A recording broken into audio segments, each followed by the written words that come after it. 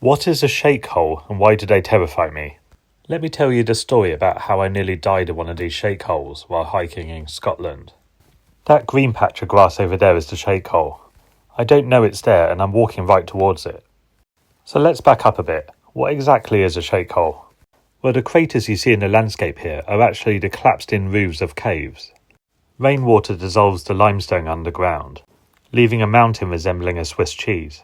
The fragile roof of these caves then collapses, leaving a shake hole. There's one just here on my left.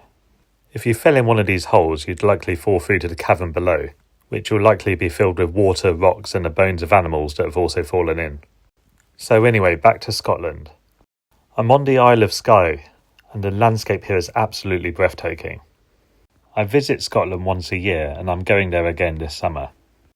On this particular trip there'd been a lot of rain. You can see here how a new spring has just randomly burst out the side of the mountain, creating a new stream. Look, you can see it flowing on down the hill there. I was climbing the Store. It's quite near the very touristy Old Man of Store, this massive rocky column that stood up in the landscape. It was on my way back down that I came across a shake hole. It's this green patch over there. So you see, the dangerous thing about shake holes is they can be easily disguised.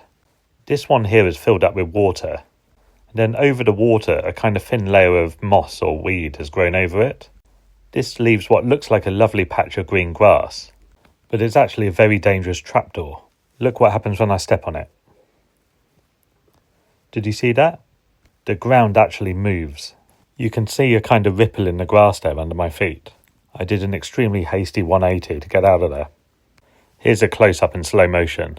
Look at the movement of the ground. I think one more step and I would have fallen through this thin layer of moss. Yeah, so that's why I'm so scared about shake holes.